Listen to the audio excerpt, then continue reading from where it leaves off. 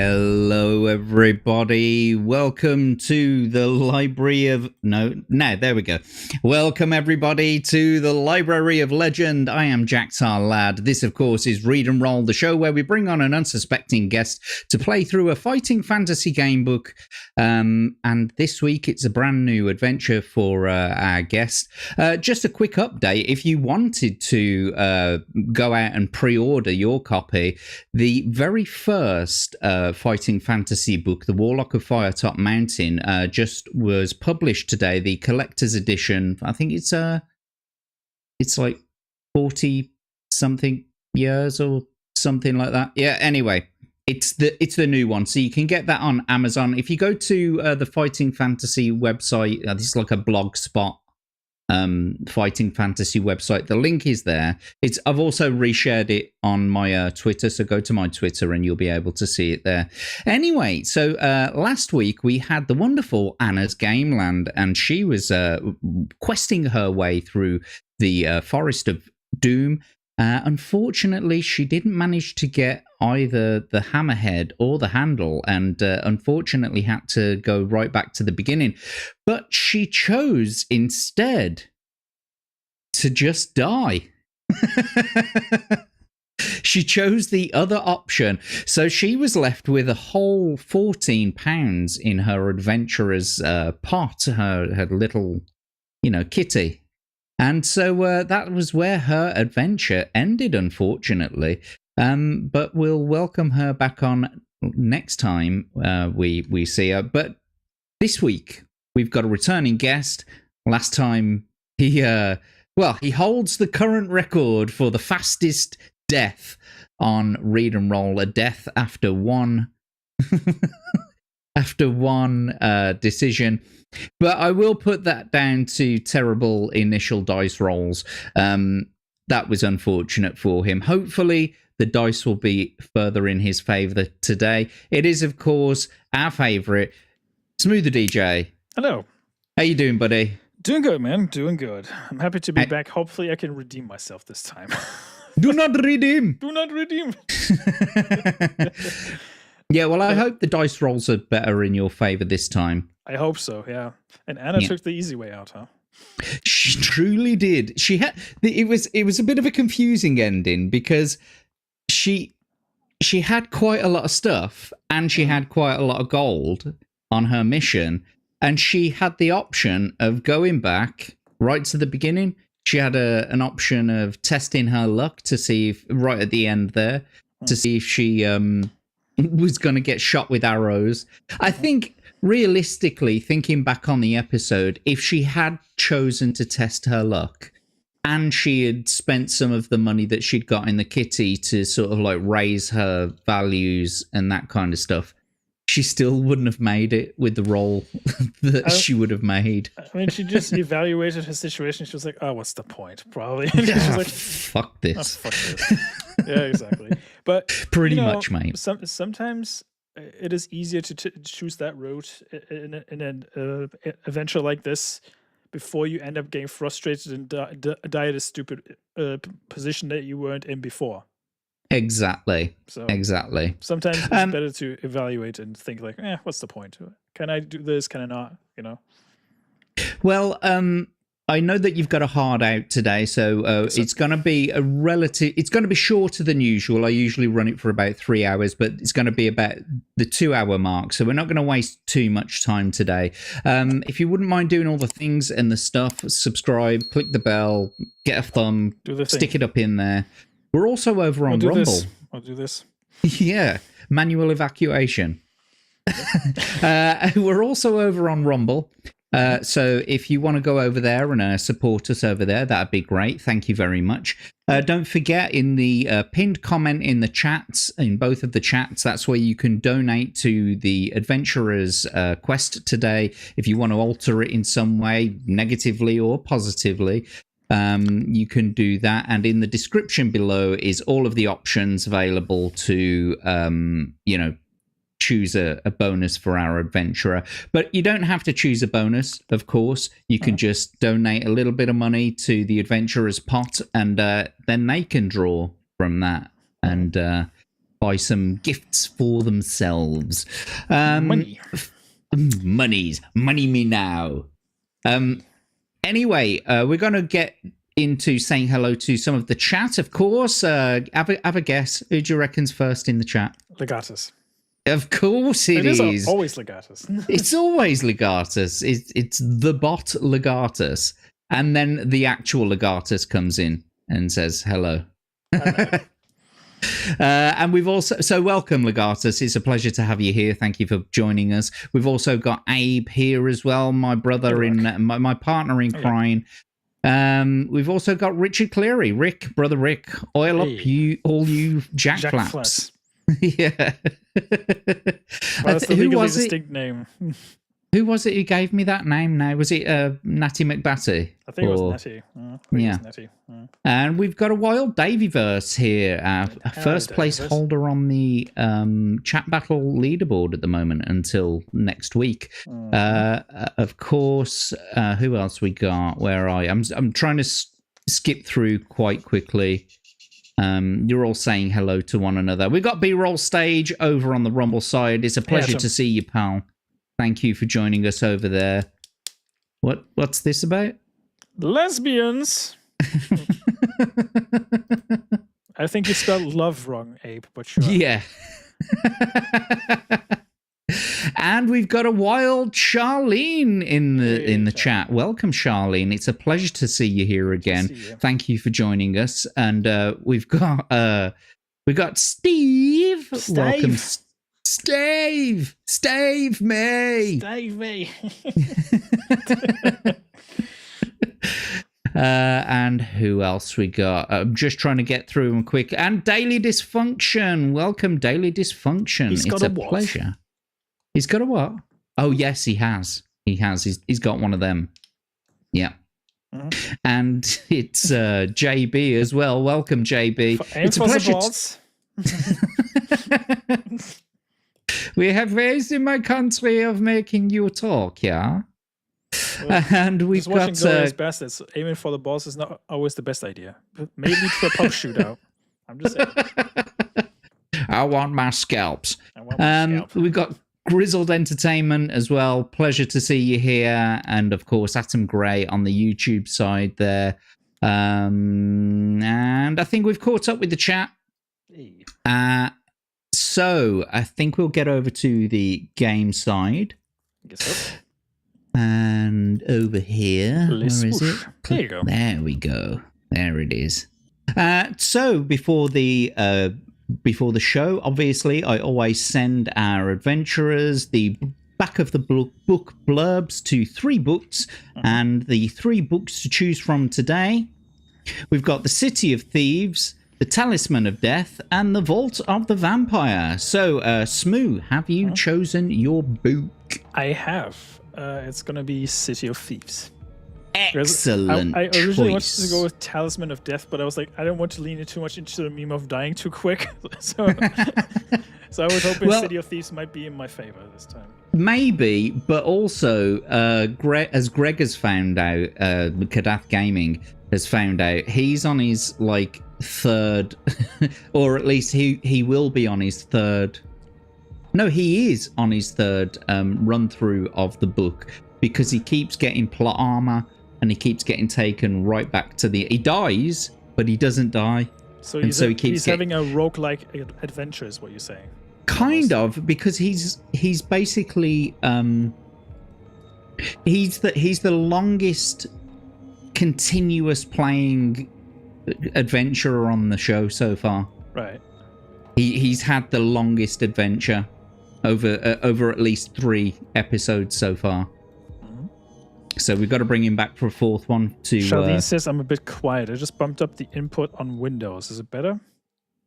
Not... If not, I didn't notice any different. I can switch microphones if needed.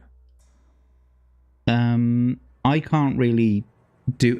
For some reason, EVMux won't give me any more control over you and your microphone. Stupid, so maybe I need to turn myself down a bit, and then that way I'm not over-talking. It might just be me. Smooth. It might be me. It's fine. I'm used to it by now, so... If you can knock yourself up just a little bit, then that would probably be a little bit better. I want to see what happens if I put echo cancellation on and see if that changes anything. All right, how's that? Oh, that actually worked a little bit. Okay, let's keep that up then. Okay. Excellent. Yep. Good. Lovely stuff.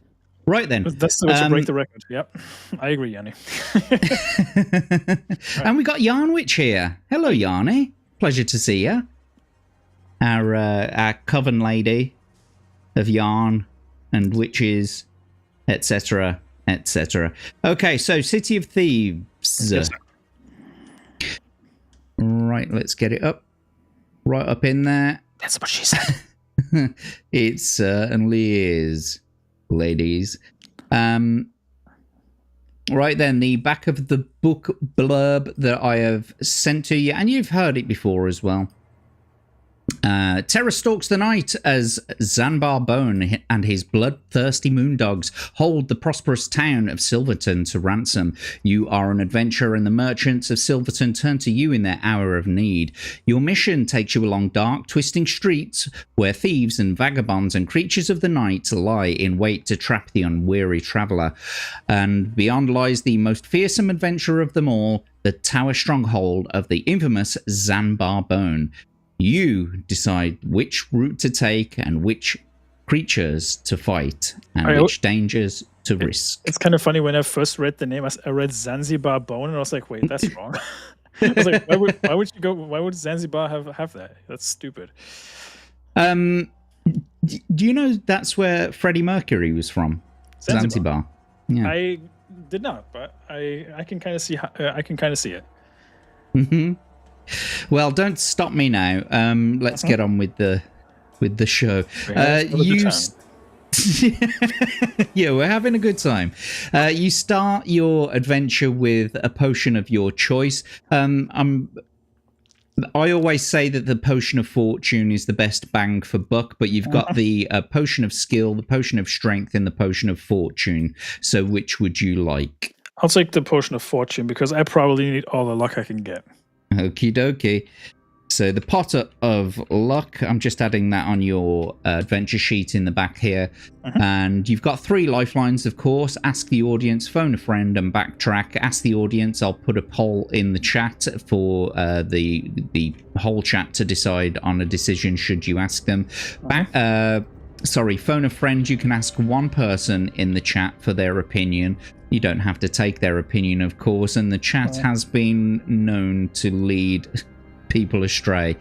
And of course, I'm going to be making a log of all the paragraphs you go to, so that if you want to use the backtrack lifeline, you can always go back a paragraph if you don't like a decision that you've made. We've also got Natty McBatty in the chat as well. Hello there, Natty. Hey, Natty. Let's just highlight you. There you go. It's good to see you all. I'm so glad to see you all tuning in and having a good time. We're having a ball. Always blame Rick, Atom. Always blame Rick. Of course. Always blame Rick.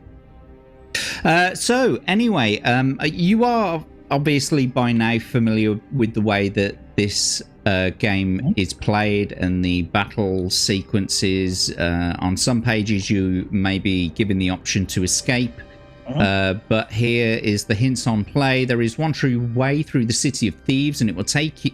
That says lake. It will take you several attempts to find it. Make notes and draw a map as you explore. You should have seen Anna's map from last week. It was fantastic, a work of art.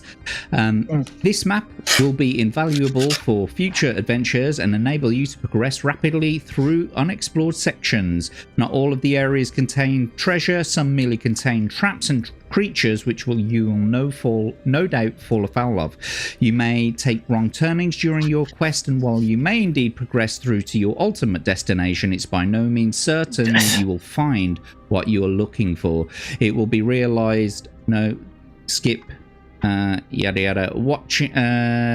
The one true way involves a minimum of risk. I really need to take that out. I'm just going to do it now. There we go. I really need to take that bit out there. There we go, and save it.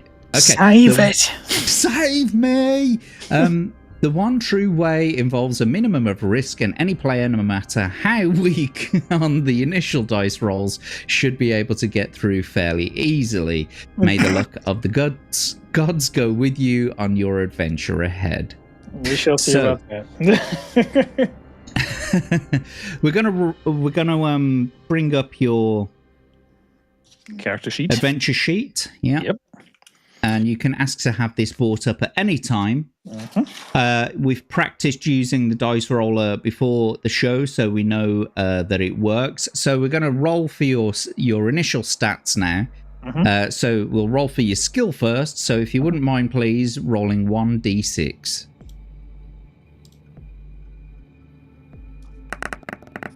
Excellent. Skill. Look at that. You got a skill of 6. You got a...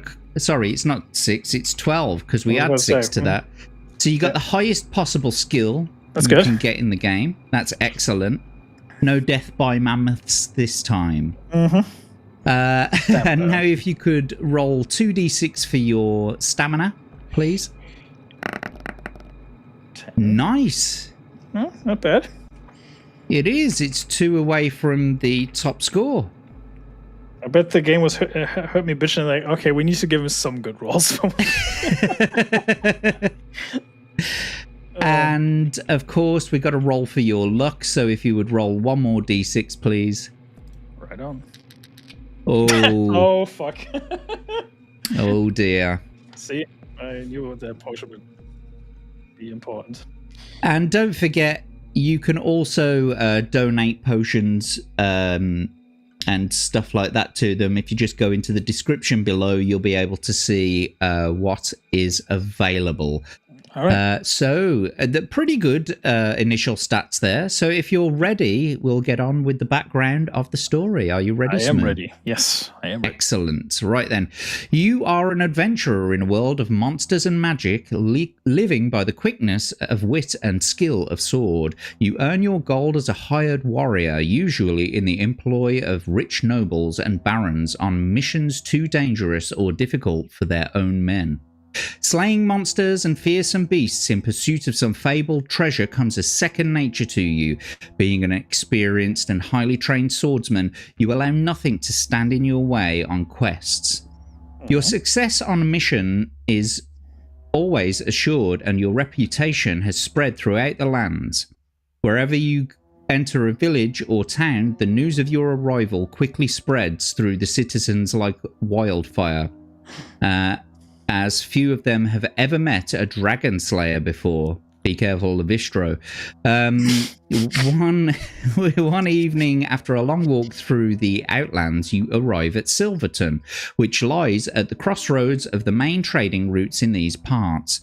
Great wooden wagons hauled by teams of oxen are often seen rumbling slowly through the town, laden with herbs, spices, silks, metalware, and exotic foods from far-off lands. Over the years, Silverton has prospered as a result of the rich merchants and traders stopping there en route to distant markets. Its wealth is quite apparent, with ornate buildings and richly dressed people aplenty. But as you enter the town gates, something strikes you as being not quite right.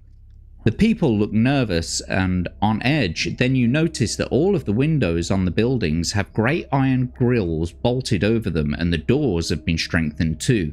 Although you prefer your own company to that of others, you decide to stay in Silverton for the night to find out who or what is troubling the people. As you walk down the main street, a single note from a bell rings out from the tall tower ahead. Then the man shouts almost desperately, "Nightfall! Nightfall! Everybody indoors!" Nightfall! Save me! Save me! You see people scurrying around with anxious faces and looking surprised when they see you. Across the street, you see a tavern with the words "The Old Toad" painted on its signboard. As you enter the tavern, a whisper runs through the locals as they recognize you. Some put down their mugs and stare. You are somewhat surprised that none have come over to you to hear tales of adventure.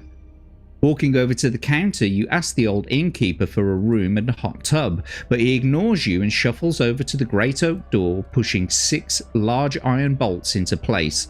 Only then does he turn to you and say quietly, "There'll be 5 copper pieces for the room and 1 more for the tub, in advance if you please." You reach into your leather pouch on your belt and you toss the coins on the counter. He hands you an iron key, but at that very moment there is a loud knocking on the door, followed by a voice shouting, "Open up! Open up! This is Owen Caroliff!" The old innkeeper shuffles over to the oak door and again slides open the bolts. Then a fat, balding man, it's me, a fat, balding man dressed in rich scarlet robes bursts into the tavern, looking round frantically. He sees you and walks in quickly in your direction, huffing and puffing. He's a man certainly not used to haste. You notice great beads of sweat on his forehead, and in the pale candlelight of the room, as he hears you, he calls out urgently, "Stranger, stranger, I must speak with you. Please sit down. It's important that I speak with you." When he turns to the innkeeper to snap his fingers for food and drink, you can see that he's obviously of some standing in the town, but his face is full of anguish and sorrow. Being curious, you decide to hear what the man has to say. He pulls out a chair for you at the table, bidding you to sit down, and the innkeeper bustles in with a tray laden with hot broth, roast goose and mead. The man in the scarlet robes sits opposite in silence, watching you as you feast, as though examining you for some purpose of his own. Finally, as you push your plate away, the man leans in forward and says, in a low but anxious voice, "Stranger, I know of you and I seek your aid. My name is Owen Caroliff, and I am the mayor of Silverton. We are in great trouble and danger. We are living under a curse, and it is I who must rid us of it. 10 days ago, 2 messengers of evil rode into the town on huge black stallions with fiery red eyes. It was impossible to see the faces of the riders, for they wore long black cloaks with hoods pulled over their faces. Their voices were cold, and each word spoken ended with an unnerving hiss. Save me. No, they They asked for me by name, and when I came to greet them, they wanted to take my beloved daughter Morel to stay with their master, Zanbar Bone. No doubt you know he's the Night Prince. Of course, I refused their demand, and without another word, they turned and rode away slowly out of town, their heads and shoulders hunched. I knew then that beneath their cloaks were hidden the skeletal and soulless bodies of spirit stalkers.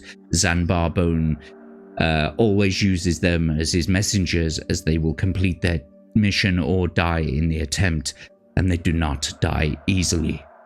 Only a silver arrow through the heart will release those evil beings from their eternal twilight existence. Who knows what it will take to kill Zanbar Bone?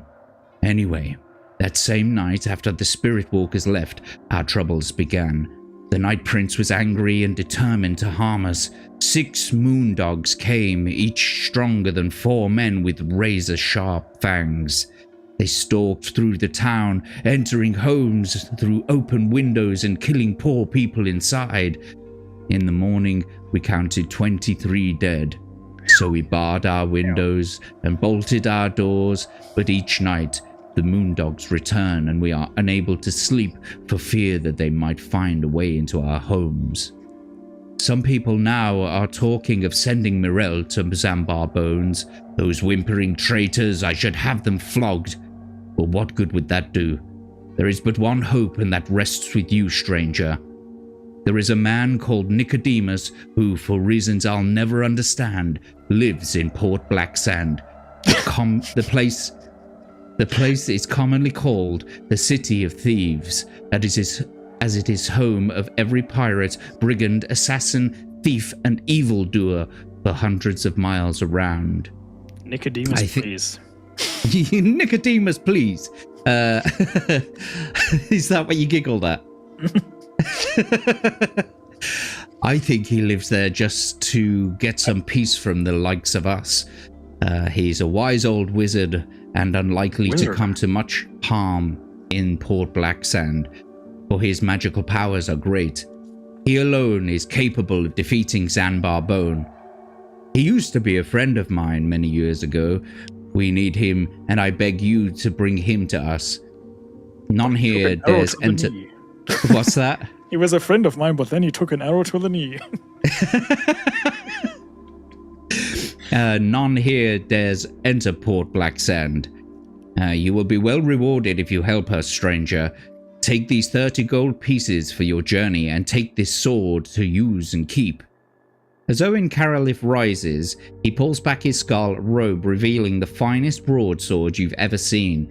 He hands it to you, and touching the edge of the blade, you are surprised to see a droplet of blood fall from your finger. You then examine... Go on. That's a sharp blade.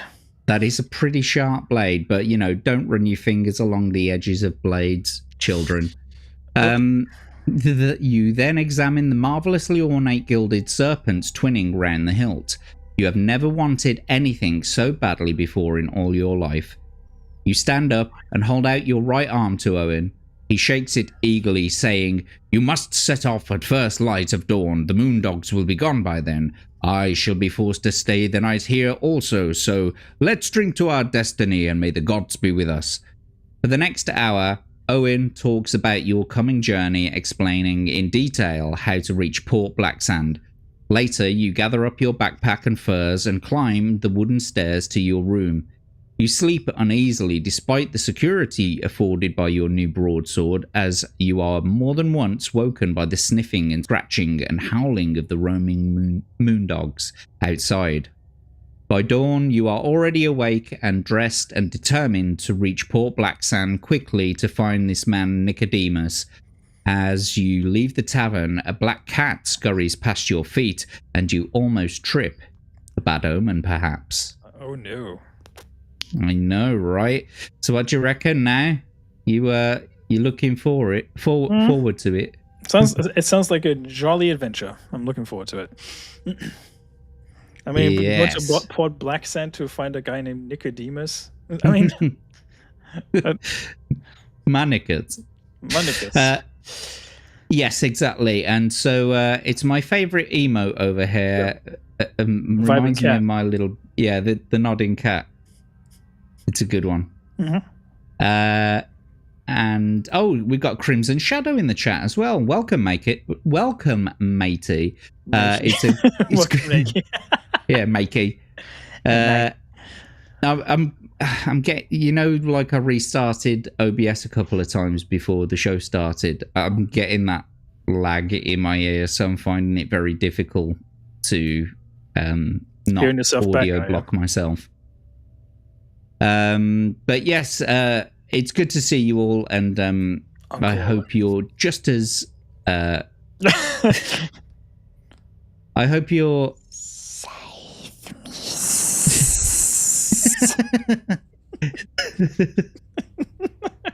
Yes, there you go, Charlene. Yep. Nicodemus. My knickers. Picking stuff. His coming journey. Uh-huh. Yes. There we go. I come prepared. Cough. Use Meld. Cough. She's fallen in love with Meld. How about you? We'll see. Yeah. Well, I mean, to each of their own. So. Of course. I haven't downloaded it myself yet. All right. Anyway, let's get on with the adventure. This is the first paragraph, and this is where you'll make your first choice. So let's get on with it. The walk to Port Blacksand takes you west some 50 miles across plains and over hills, fortunately without any harmful encounters. Eventually, you reach the coast and you see the high city wall surrounding Port Blacksand and the cluster of buildings projecting into the sea like an ugly black mark. Ships lie anchored in the harbour and smoke rises gently from the chimneys. It looks peaceful enough, and it's only when the wind changes that you smell the decay in the breeze to remind you that the place is full of leftists and the evil nature of this notorious place. Following the dusty road north along the coast to the city gates, you begin to notice fearful warnings, skulls on wooden spikes, starving men in iron cages suspended from the city walls, and black flags everywhere. As you approach the main gate, a chill runs down your spine, and you instinctively grip the hilt of your broadsword for reassurance. At the gate, you are confronted by a tall guard wearing a black chainmail coat and an iron helmet. He steps forward, barring the way with his pike, saying, "Who would enter Port Blacksand uninvited? State the nature of your business or go back the way you came." So, will you tell him that you wish to be taken to Nicodemus, tell him you wish to sell some stolen booty, or attack him quickly with your sword? Tell him to wish to be taken to Nicodemus. Interesting. Okay. 202. The guard replies that he will send for an escort to take you to Nicodemus. He reaches up to a small bell on the wall of the guardhouse and rings it 3 times. Almost immediately, 2 other guards come running out of the house, and you are surprised when they each grab hold of one of your arms. The guard with the pike looks up at the sky, laughing, and says, "So you want to see Nicodemus, do you? Well, how would you like to see the inside of a dungeon cell instead? Guards, take this fool away and make him to be shackled and thrown away the key." So, will you now allow yourself to be taken away, attempt to fight the guards, or attempt to bribe the guards? How much money do I have? You have 30 gold. 30 gold, okay. Phew. I mean, considering what times we're in, I'll try to bribe the guard. Okie dokie. We do live in frivolous times. Yes. So 276, here we go.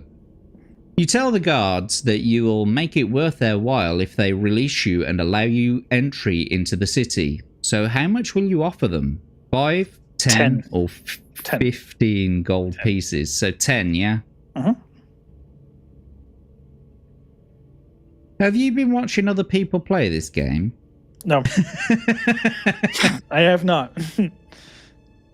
The 2 guards holding you look at each other and then look at the other guard for a decision. He nods and then at them, and they release their grip on you. As you pay him the 10 gold pieces, he gives you a piercing look, saying, "If Lord Azul finds out you're in the city without a pass, you're as good as dead. And as for Nicodemus, find him yourself." Suppressing an urge to draw your sword, you turn and walk into the city. So I'm just going to take those 10 gold away from your total. You now have 20. Yep. You guessed it. Quick maths. 20. And my chances of survival fighting the guards would have been next to 0. That's why I was like, no, meh. actually, I mean, you would have had to fight the 3 of them, I think. But because you've got such high stats on your skill, you're gonna survive pretty much every battle you get into. I think. I think anyway. All right. Let's take a look and see what some of you are saying out here. I'm a shill. Well, shill away. It saved me. It saved me. For those of you who aren't up on the, I mean, the majority of in fact, everybody in this chat right now knows what the save me meme is. I don't think there's one person in the chat. Bob's where? Yeah, where? Is it because I sounded like Bob Hoskins a little bit? Maybe. That's what I was going for. Dancing dog Bobs. Dancing boobs, yeah. Disco tits. It is pretty funny. Not gonna lie. It was close, Rick. It was close. The world famous battle music was about to start. You're all just putting look. This is just craziness in the chat. All of these and distract me, I think, as well. Well, Bob's would distract me too. Two lovely otters. That's orange boobs. That's sunburned Bobs. Or what the fake spray tan. Mm-hmm. That the women's get. How about them pumpkins? Tig old biddies, yep. I was just gonna say that, mate. Tig old biddies. Anyway, right then. So through the main gates, you see that the rubbish-filled streets of the port are narrow and cobbled. Old and decrepit buildings line them closely, with their upper stories overhanging menacingly.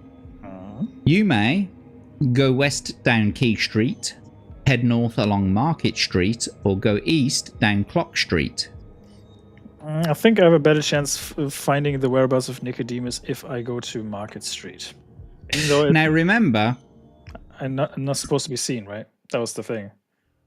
Well, you play it how you want to, but remember, not everywhere is where you need to go. Some passages are, wild goose chases, but you don't necessarily need to go straight for Nicodemus. You could walk around the town a bit first before you get there. I'll go west first. Okie dokie, 95. On the left side of the street, you see a large iron key hanging over a doorway of a small shop. A sign in the window reads JB Raggins Locksmith. If you want to enter the shop, turn to 224. If you would rather continue walking west, turn to 300. I'll enter the shop. Okie dokie.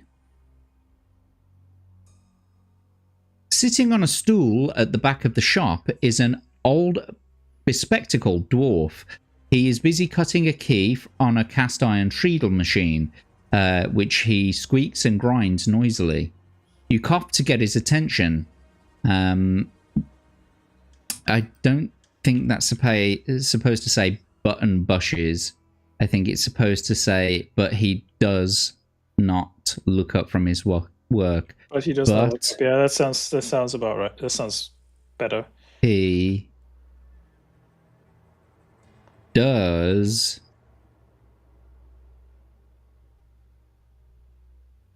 not look up from his work. Save that. We're doing it live, folks. Finally, the machine comes to a halt and the dwarf asks you what you want. You may either ask him if he has any skeleton keys for sale, or ask him if he knows where Nicodemus lives.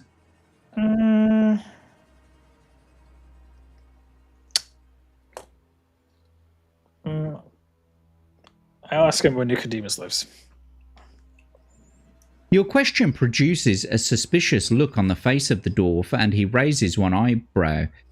Then he says, I know Nicodemus, but what do you want of him?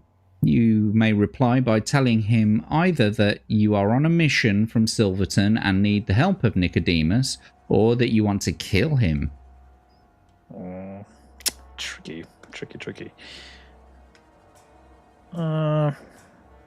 Considering his reaction, I'll play it safe and tell him that I need his help. The dwarf jumps off his stool, his face full of hatred. He calls out two names loudly, and two huge black dogs immediately appear from under a table with long fangs protruding from their slavering mouths. Raggins points a finger at you, shouting, "Kill the friend of Nicodemus!" And the dogs leap at you, barking wildly. You must fight them for your life, one at a time. Thank God it's only one at a time. Before you start, you do have a backtrack, so if you would like to use that at any time, you can. I'll go for it. You're going to fight them? I'm going to fight him. Okay, then. Well, then, here we go. It's the first battle of the evening, folks. Engage.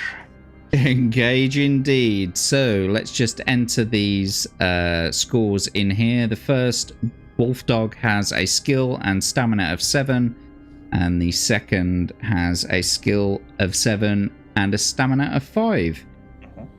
And you got to fight them one at a time. So without further ado, let's begin this battle. Blattle. The Blattle, yes. That sounds very Metal Gear-ish.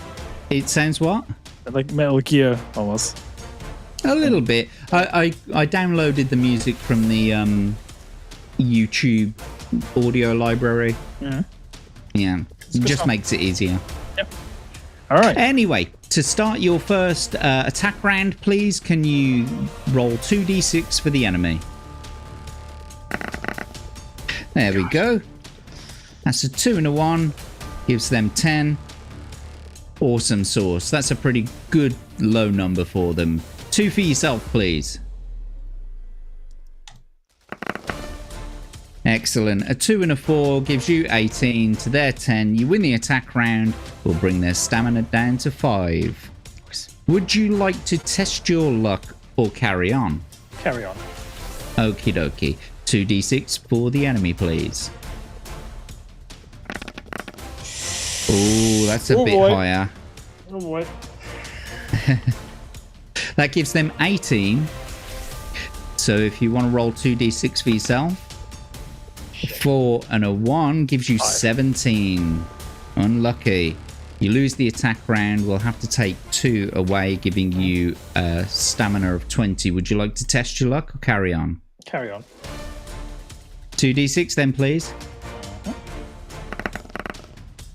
There we go. That's better. Another 10. And then 2 for yourself. What's wrong with the dice? Is, that's ridiculous. That's backwards. That's a pretty good dice roll. 23 to their 10. You win the attack round, of course, and we'll bring their stamina down to 3. Let's continue. Would you like to test your luck or carry on? Carry on. Carry on. Okay, then. You know what to do. Ooh. 4 and a 2. That's not too bad. Okay. Gives them 13. Don't do it too quick, because I've got to... But I think you won the attack round anyway, because of how... Just because of how high your initial skill is. So you did win the attack round anyway. They've got a stamina of 1 now. Okie dokie. 2d6, please. 2 and 4 gives them 13 again. And 2 for yourself. A 3 and a 4 gives you 19. That means you win the attack round and you've beaten the first wolf dog. So on to the next enemy. Can you roll 2d6 for them, please? Absolutely. 2 and a 1 gives them 10. You're doing really well so far, mate. Don't jinx it. A 4 and a 5 gives you 21. You win the attack round, and of course we'll bring their stamina down to 3. Carry on. Let's go. 1 and a 3 gives them 11. Okay. 2 for yourself, please. 4 and a 5 gives you 21 again. I swear, this system had me bitching about the shitty rolls I had last time. We carrying on? Carry on. Okay, you've only got 1 more point to get and you've won the round. 6 and a 1 gives them 14. And 2 for yourself. There we go. A 6 and a 1 gives you 19, which means you've won the attack round. You've beaten the second wolf dog. And for you, my friend, this battle is over. Crazy. That was relatively fast, actually. It was. I've been sort of practicing a little bit at trying to get through it. You know, like going through the editing, like going backwards and forwards, all that kind of stuff. So yeah, well done. You did it. Yes. Thank you. Congratulations. That's your first battle over, and you only took 2 damage. That's pretty good. Yeah. Success. Success. If you win, turn to 360. So there I we imagine go. the shopkeeper's not very thrilled about the fact that I just killed his guard dogs. Exactly. I wouldn't be. I'd be weeping like a fucking willow. During your fight with the wolf dogs, Raggins runs out of the shop and perhaps to fetch help. So if you wish to stay and search the shop, turn to 123. However, if you would rather hurry out and continue west along Key Street, turn to 300. I think I'll search the shop. Okie dokie. I feel cheeky. Inside a box on a wooden shelf, you find 3 gold pieces and an iron key. On examining it, you realise it's a very special key. It's a skeleton key that will open just about any lock you care to try. Add 1 luck point and leave the shop to head west. I can't give you any more luck than you've already got. You're at your maximum, but I will add the skeleton key to your inventory. And so there we go. Turn to 300. The street makes a sudden right turn and heads north. You pass a cluster of small houses and are aware of unseen people watching you walk by. Then the door to one of the houses opens and a small boy dressed in rags runs out and hands you a piece of paper. Without stopping, he runs off and disappears round a corner. The paper has a message on it which reads, "Arrows from 6 bows are pointed at you. Leave 10 gold pieces in the middle of the street and keep walking."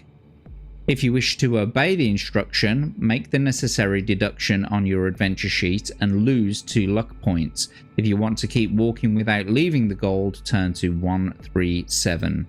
I don't want to get Boromir, honestly, so I'm gonna leave the gold and lose 2 luck. Okie dokie then. So you're down to 5 luck.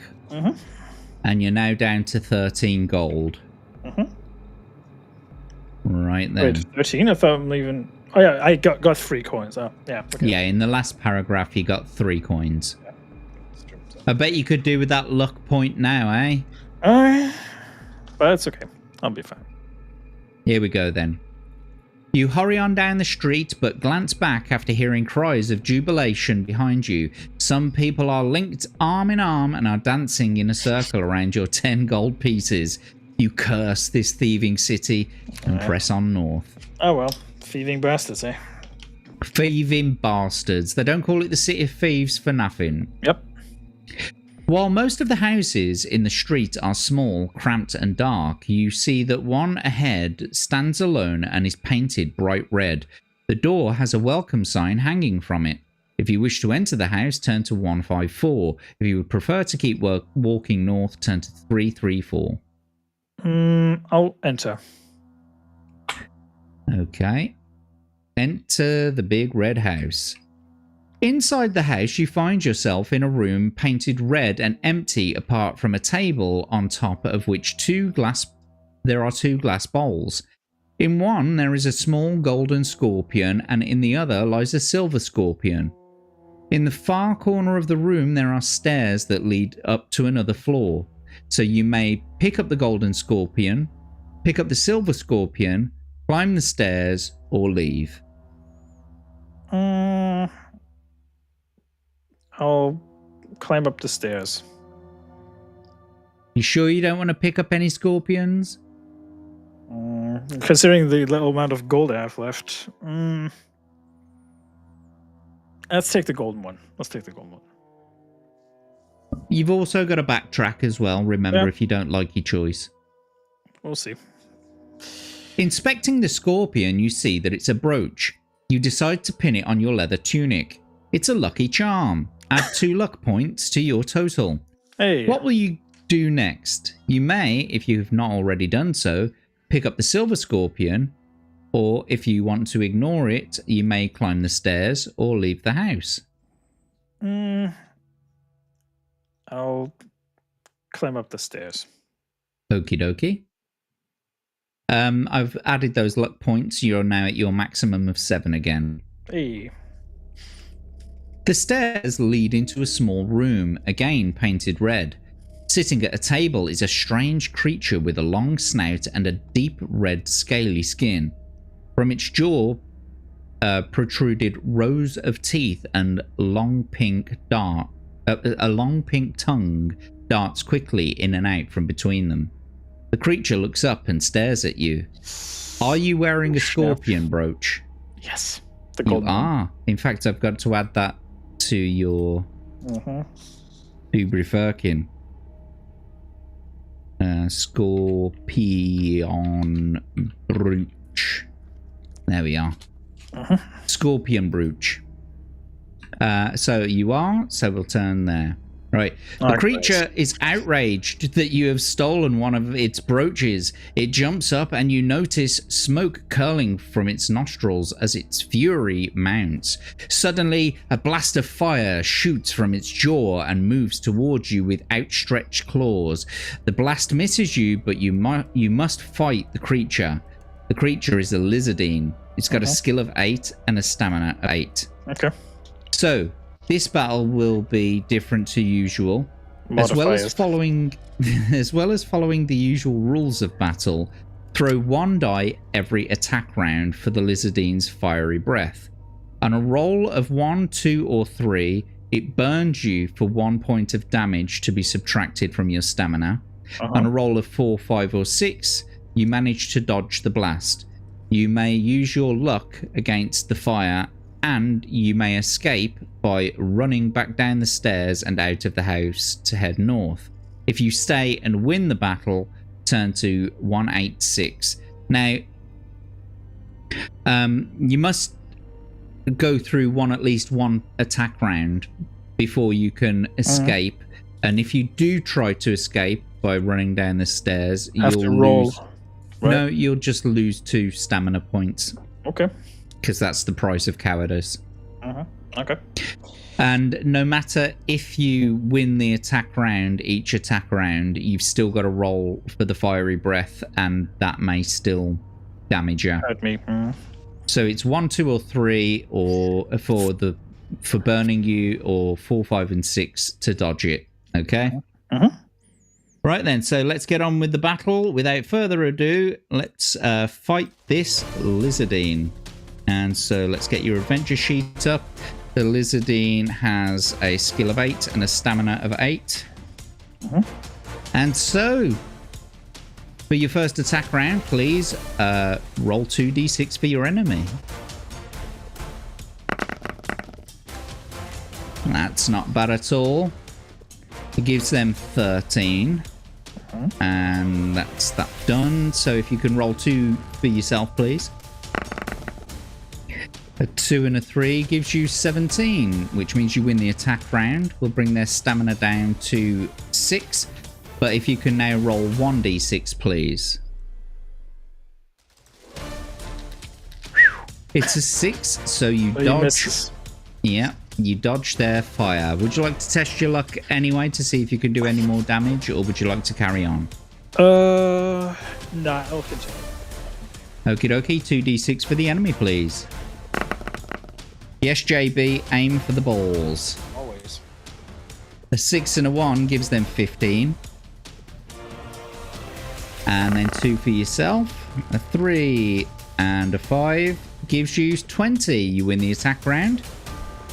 And we'll bring their stamina down to 4. Would you like to test your luck on that? Nah, I'll just continue. We need to roll 1d6 for the breath. Well. That's right, 1d6 please for the fiery breath.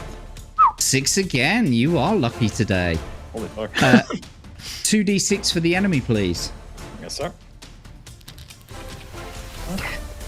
A 5 and a 1 gives them 14. Fairly good rolls so far. I'm surprised. And a 6 and a 2 gives you 20. Grab his dick and twist it. The old dick twist. The good old dick twist. Right, 1d6 for the breath. Oh my god. The people are going to start saying this is rigged soon. Congratulations. You've dodged again. Lucky. That was very lucky. Right. 2d6. You have been very lucky to roll 3 6s in a row on that fiery breath. Psych right now.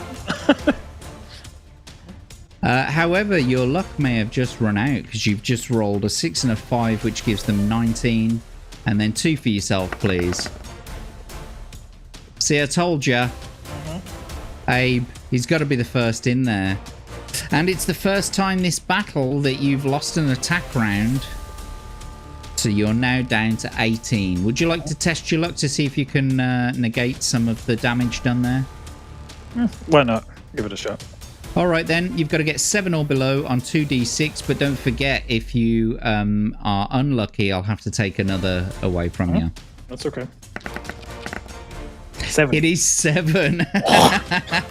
Holy shit.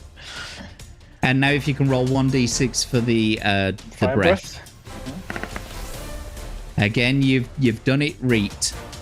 It's good. It's good. It's good. 2d6 for the enemy, please. Ooh. That's a 19 again. Oh boy. And 2 for yourself. Snake eyes. Shit. That's the second bit of damage. So you're now down to 17 stamina. And 1 for the... Oh, you can test your luck again if you like. Oh. I won't this time. Okie dokie, then 1d6 for the fiery breath. Yeah, you're unlucky this time, I'm afraid. So now you've got a current stamina of 16. Roll 2d6 for the enemy, please. I'll go low for a change. A 4 and a 4 gives them 16. And 2 for yourself, please. 1 and a 3 gives you 16, which means you parried blows. Okay. 1d6 for the fiery breath. Unlucky. That's brought you down to 15. 2d6 for the enemy, please. Oh, thank God. I thought it was rolling a 5 and a 5 again. 3 and a 2 gives them 13. And 2 for yourself, please. A 4 and a 4 means that you've destroyed the enemy. You win that attack round with 20. Close enough.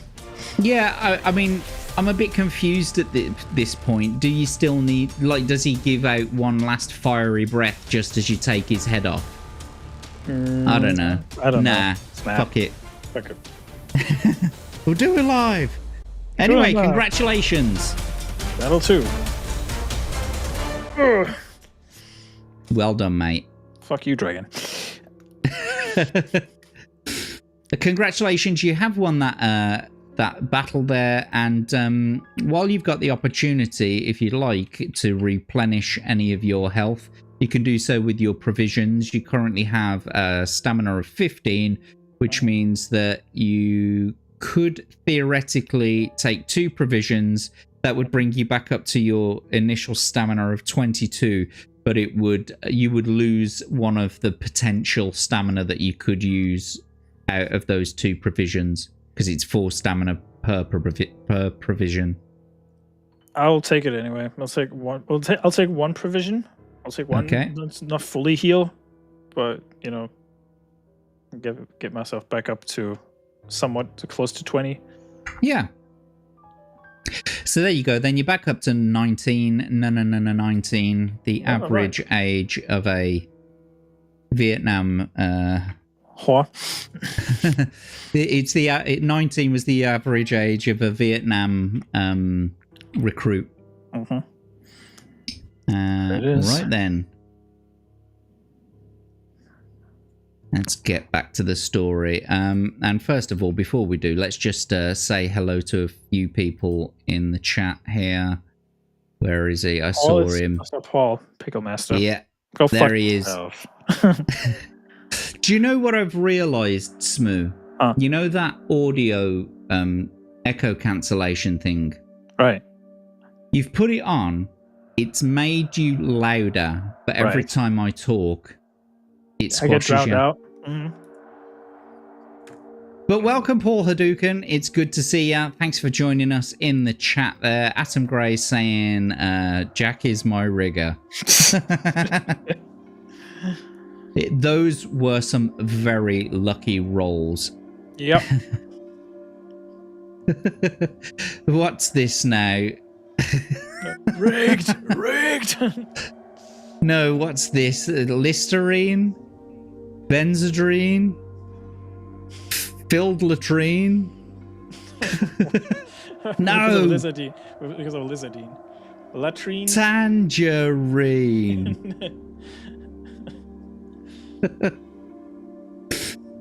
Anyway, yes. GFYs all round from everybody. Yep. What do you mean, you people? Exactly. Anyway, congratulations, you won. Let's see what it says next. On top of the Lizardine's table, you find 4 gold pieces and a scorpion brooch made of copper. If you wish to pick up the brooch and pin it to your tunic, turn to 387. If you would rather just take the gold and go back downstairs and leave the house heading north, turn to 334. I'll take the brooch. 186 you're currently on, aren't you? So it's 4 gold as well, isn't it? So that's it's 17 gold you've got now. And you want to take the bronze brooch, yeah? Yes.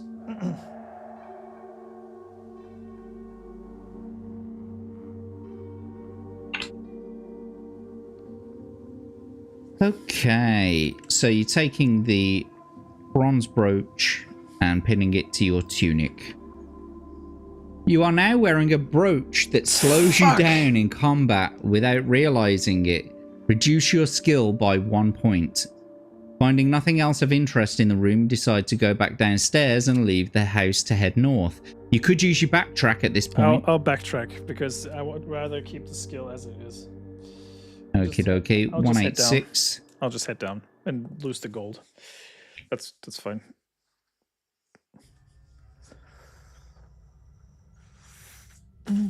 There we go, 186. So I'd I'm rather marking. just take the gold. Yeah, I'm marking your backtrack off the sheet now. That can be bought back by the generosity of the chat members if they so wish to. Don't forget to take a look in the description below, boys and girls. If you do feel generous and you do want to affect Smu's adventure today, there is a whole list of options that you can pay for something for him, that you could spawn a random enemy if you want to really mess with him. There are some other things that you could buy there that could help or hinder him on his journey.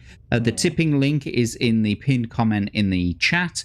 And yeah, if you are feeling generous, please do feel, Generous. That, just feel generous. do feel generous. Yeah, please do feel generous.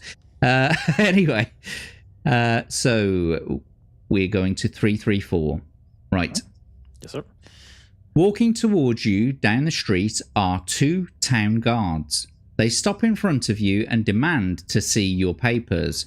If you possess a merchant's pass, turn to 255. You don't, so we'll have to turn to 99. Oh dear. It's a gauntlet. You are unable... Pardon? It's a gauntlet. I'm running a gauntlet. It can be from time to time in this city. You are unable to explain why you're in Port Blacksand, and the guards draw their swords, telling you that you are under arrest. You draw your sword and you fight them one at a time. They seem like fairly easy opponents, though. One of them has a stamina of 4 and the other of 6. That's pathetic. Yeah. Still broke bitch for now. No, it's okay, Yanni. You guys don't have to support. It's fine. If I spent demise early enough, it's fine. So be it. It's perfectly fine. There is no obligation to donate at all. Exactly. Contributions are not mandatory. No, but they are welcome. Yep. Oh, hang on. I've done that the wrong way around, haven't I? Hang on. Is it 6 and 6? Yeah. Okay. Let's get your adventure sheet back up then, because it's time to start another battle.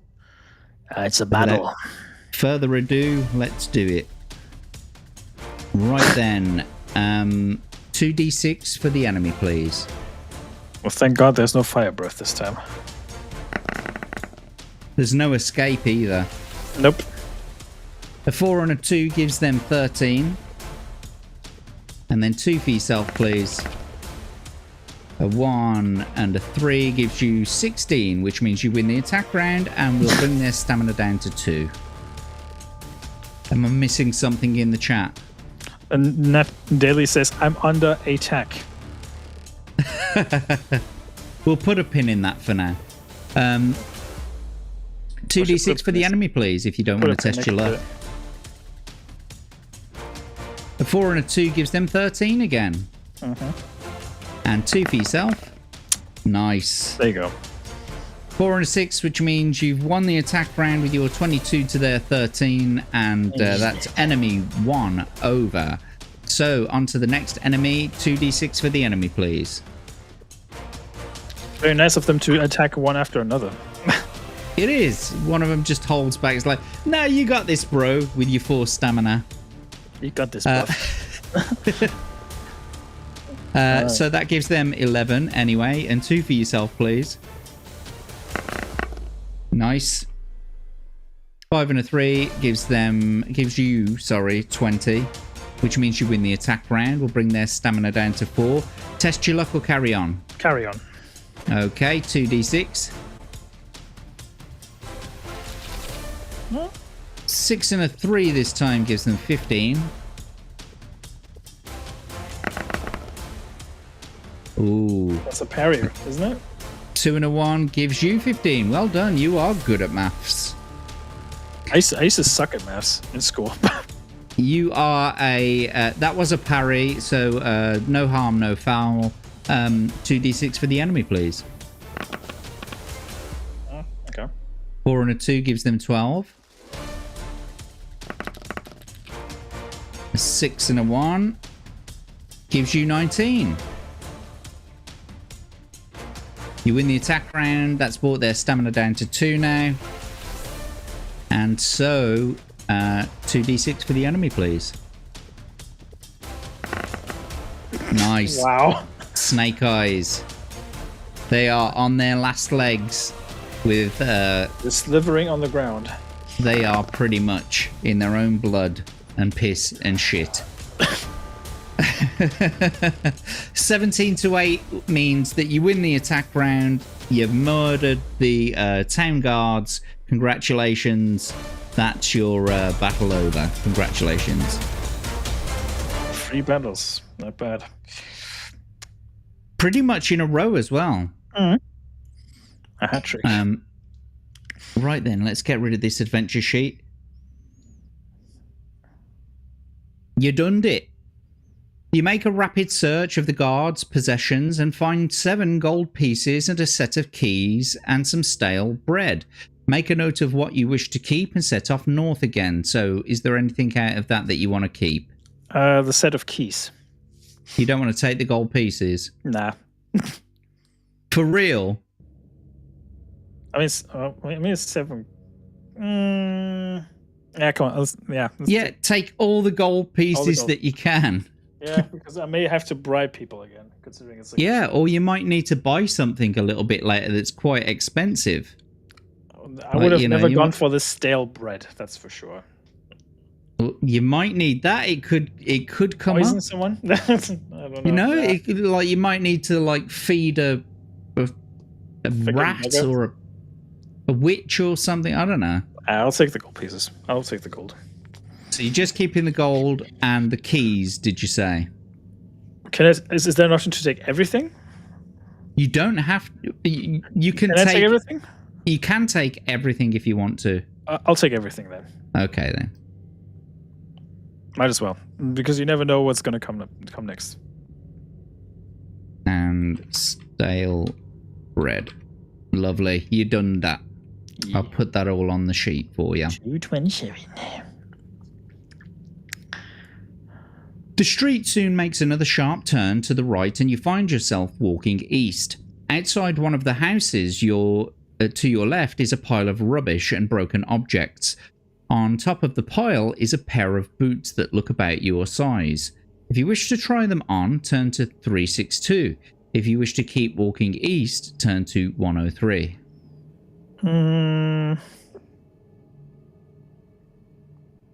I'll keep walking. Very well.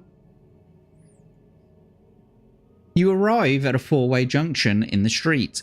The street continuing east changes its name to Clock Street, and the street running north and south is called Market Street. Looking north, you see a crowd of people walking up the street, cheering loudly and waving their arms in the air. You decide to follow them. As you catch up with the chanting crowd, you see that they are carrying eggs and rotten tomatoes. Soon, the street opens out into a large market square. All around the edge are stalls with vendors, hawkers, musicians, and entertainers carrying on their business. In the middle of the square is an elevated pillory. Above the noise of the crowd, a trumpet sounds, and the crowd start to pelt the man in the pillory with rotten food. An old woman standing next to you offers you 2 eggs to throw. Not wishing to appear to be an outsider, you take the eggs and hurl them. But as you do so, the old woman picks your pocket, and without you noticing, you lose 1 gold piece or any one item that you may have. Unaware of your loss, you walk away from the crowd to look at the various stalls. So let's just have a quick look at what's on your adventure sheet. You can either lose 1 gold, or you could lose perhaps the potion of luck, the skeleton key, the guard's keys, the stale bread, or the no, not the scorpion brooch, because you've got that pinned to your tunic. I'll make it less risky for me and lose 1 gold. Okay then. Do you now have 23 gold? The job's a good one. Yep. The food stalls are selling fruit, vegetables, meat and hot soup, corn and chestnuts for hungry shoppers. You may eat some hot food if you wish, pay 3 gold pieces and increase your stamina by 2 points. Walking north along the west side of the square, you see a man dressed in purple velvet playing a lyre. If you wish to stop and listen, turn to 3. If you would rather walk past him, turn to 398. So I'm just going to ask you if you want to eat anything. You've got a current stamina of 19. If you pay the 3 gold, you will be up to 21. I'll eat the food. Yeah. Okay. So even the gold out to 20. That's right. And then I'll stop and listen to the man singing his playing his instrument. He's a liar. The man stops playing and tells you that he can bring good fortune. For the sum of 3 gold pieces, he will sing you a song that will bring you luck. If you wish to pay the musician, turn to 37.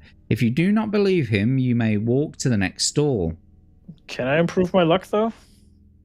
You are at a current luck of 6, which means that any luck that you gain over 1 point, if you should gain any luck, will go up to 7. But, you know, it's whether or not you believe that he can bring you luck.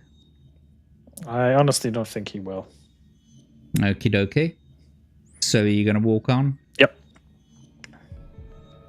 A small circle of people is standing around a bare-chested man. He's enormous and his muscles are as hard as iron. He's asking the crowd for a volunteer to play catch with a cannonball. He states that whoever drops the cannonball must pay the other 5 gold pieces. If you wish to take him on at his game, turn to 378. If you would rather walk on, turn to 52. I will walk on because I don't think I will be able to take him on, honestly. Behind the next stall is a young man selling small weapons and items of equipment. The prices of his wares are chalked up on a slate. He has a throwing knife, a climbing rope, a butcher's meat hook, an iron spike, and a lantern. You can see the prices there, the 4, 2, 1, and 3. I'll take a lantern. Okay, lantern. And a throwing knife.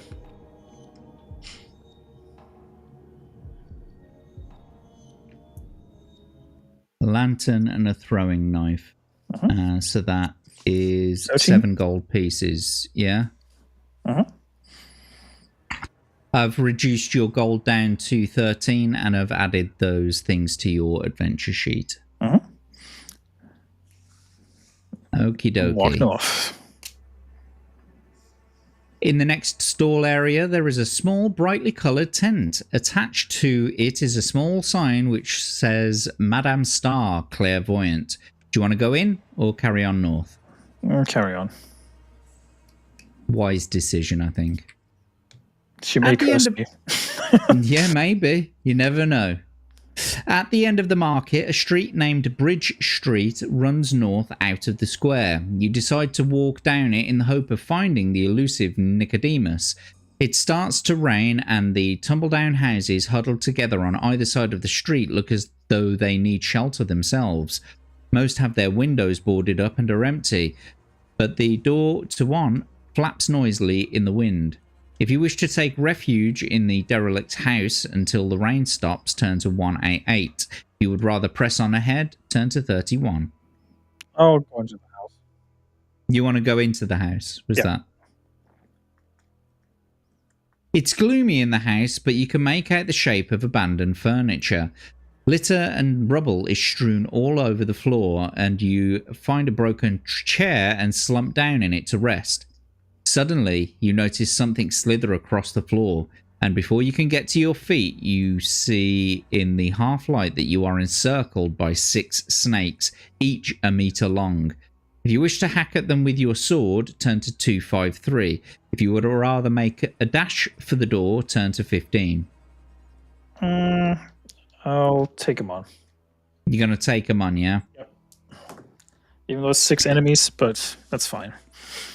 Well, you say 6, but I think we just have to treat them as 1. So the snakes are not very tough opponents for a person trained in the art of swordsmanship. So treat them as 1 single creature. However, each attack round that they inflict a wound on you, 4 points instead of the usual 2 must be subtracted from your stamina score because of their poisonous bite. So they have skill and stamina of 5. And I guess it's back to it then. Well, back to it then. Off we go. Right, 2d6, right? Yep. 2d6 for the enemy, please. Off to a good start. There we go. So it's 14 for them. And then 2d6 for yourself, please. 4 and a 3. That's 19 for you. You win the attack round. And we'll bring their stamina down to 3. You want to test your luck or carry on? I'll carry on. 2d6 then, please. Yes, sir. Oh boy. It's a bit higher that time, but not too bad. Gives them 15. I'm going to take it as 2 on my end. Oh, does it? Yeah. Oh, well, I'll take what you've said. I was going to give you the 6, but you've won anyway. You won the attack round, I mean. Curious. I'll carry on. Okay. Oh. Hold on. Yeah.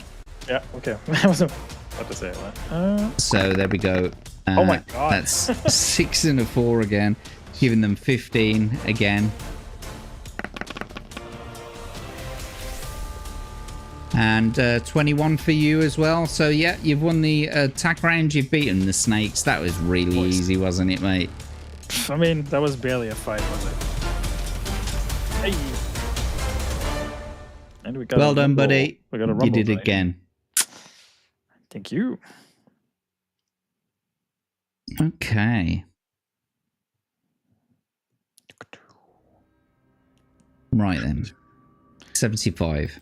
Had a bit of dead air then. Outside, the rain has stopped and you set off north again. Ahead, you see a wooden bridge stretching over a dirty river. Various bits of rubbish are floating down to the sea on its black surface, and you squirm at the sight of a human hand passing by. The bridge supports and columns reach high above, and you see the skulls, both human and non-human, tied to them. The wind makes an eerie noise as it whistles through the bridge structures, reminding you of tortured souls crying out for help. Save me. Almost hidden from view is a small flight of steps going down underneath the bridge from where you're standing. A one-legged man carrying a sack is crossing the bridge from the northern bank. If you wish to climb down the steps, turn to 329. If you wish to wait and talk to the man, turn to 364. I'll climb down the steps. I'm not going to wait on the guy. The smell by the watershed is terrible. Above you hear the sound of footsteps crossing the wooden bridge. Built into the foundations of the bridge is a wooden hut. Drawn curtains obstruct your view into the hut, but you know that you're not welcome when you read the words "Keep Out" painted on the door in large red letters. You draw in a deep breath and knock on the door.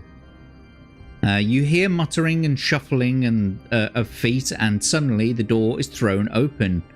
Before you stands a white-haired old man with a long beard wearing long white robes.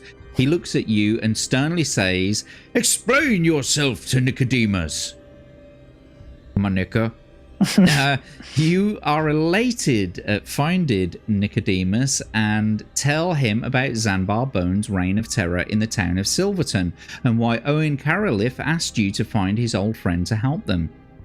Nicodemus frowns and walks back inside his hut, telling you to follow him.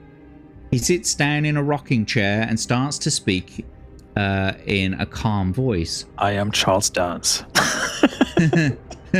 Your boy, Charles Dance. No, you see, I always kind of do more of the Ian McKellen type voice. "I am old and tired, and I wish for no more adventure. I live here under the singing bridge in Port Blacksand to escape the pleas for aid and from people fallen on hard times. Hence, no one bothers me.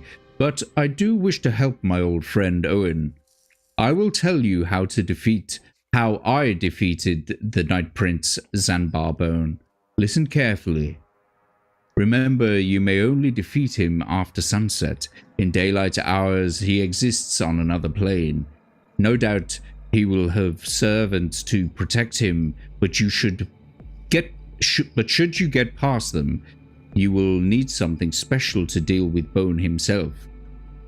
To protect yourself from his entrancing stare, you must have a white unicorn in a yellow sun tattooed on your forehead. Normal weapons will not harm him. First, you must shoot him through the heart with a silver arrow. This will paralyze him, but not kill him. Then you must quickly rub the ground compound of black pearl, hag's hair, and lotus flower in his open eyes. With luck, he will decay before you in seconds. If your arrow misses, I'm afraid you will die the moment he touches you. The items for the compound can all be found in Port Blacksand if you search hard enough. I regret I cannot accompany you. Nicodemus then draws you a map of how to reach Zanbar Bone's guarded tower from Port Blacksand, and then he stands up and shakes your hand and wishes you well. You leave his hut, climb the steps, and cross the bridge over Catfish River. Bridge Street continues north a short distance before ending at a junction.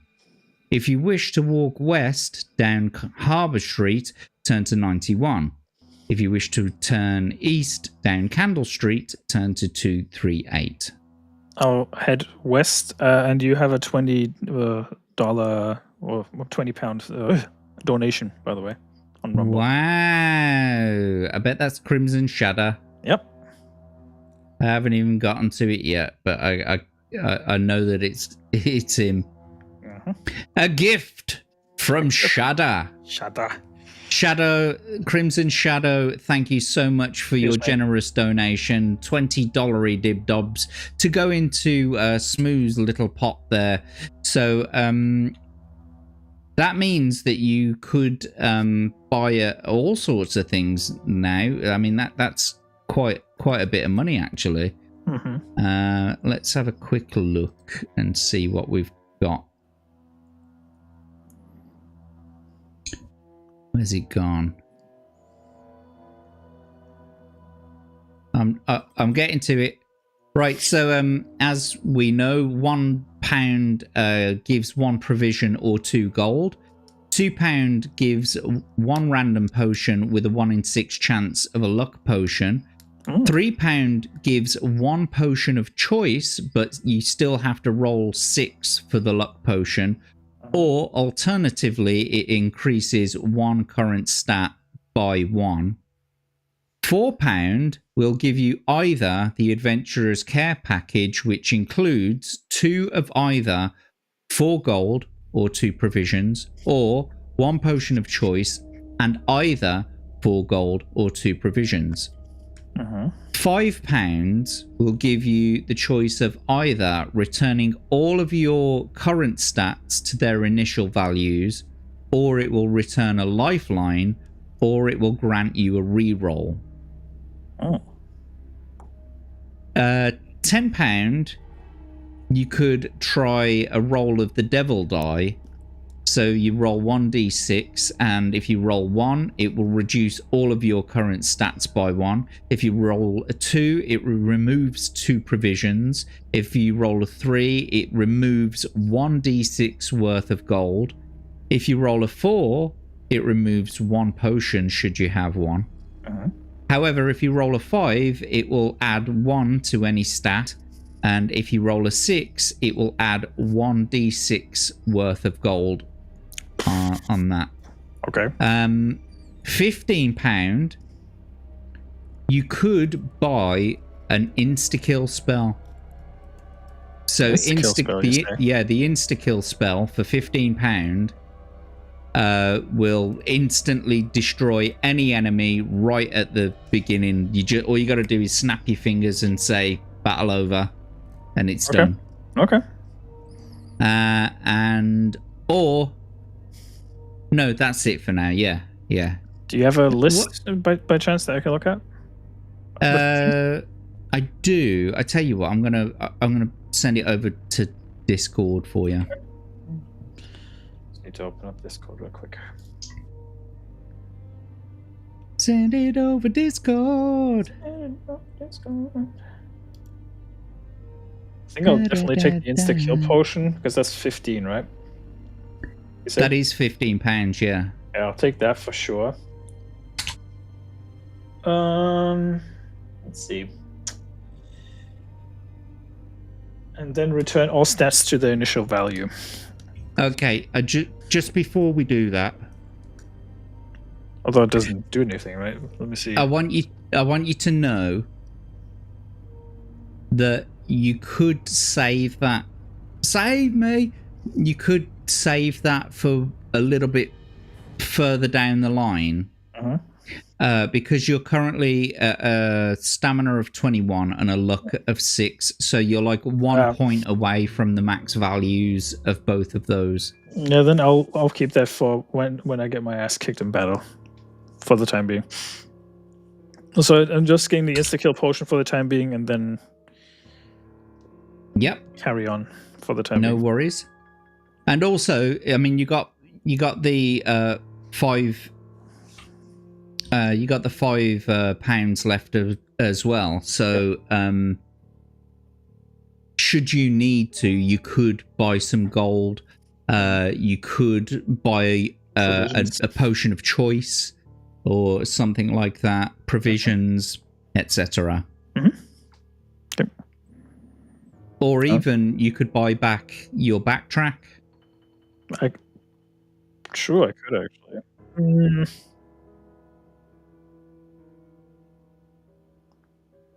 You know what? I'll get the backtrack as well. So, okie dokie. Well, Crimson, thanks again for the gift. Yes, you are very generous, and we truly appreciate your support here on the channel. Just going to quickly, because I've missed so many. Yeah, I've done it, Abe. Thank you. Yeah, they were making fun of the fact that your glasses are filtering out the chat earlier. I'm not even looking at the chat. I'm so focused on getting through this game that I've missed so many chats. Welcome, Major Zap. It's good to see you, my friend. Hey, Zap. who else? Did someone else? Oh, yes, we've got Ben over here. Welcome, Ben. It's a pleasure to see you. Thanks for joining us. And we got Mid Iowa Gamer as well. Welcome to the chat. Hello. Good to see you all. Thank you so much. Yeah. So, did you want to buy the backtrack back? Mm-hmm. Okie dokie. I'm gonna then, in that case, you've now got 0 in your pot again. But from this point on is where I'm going to start tracking your paragraphs again. So 3 to 9. Mm-hmm. And I want to head to west down Harbor Street. Okie dokie. Down Harbor Street. Yes. You pass a beggar in the street. He is sitting in the gutter and holds an empty cup in his hand. If you wish to toss a gold piece into his tin, turn to 332. If you would rather just walk past him, turn to 124. I'll give him a gold piece. The beggar tips his hat in gratitude and mumbles a few words. Add 1 luck point before continuing west. Excellent. So I'm going to do that. You've now got 12 gold. And you have got 7 luck again. Hey. Awesome. Nice. A narrow alleyway runs south off the street between 2 houses. If you wish to walk down the alleyway, turn to 326. If you would rather continue along Harbor Street, turn to 180. I'll continue on along Harbor Street. Yeah.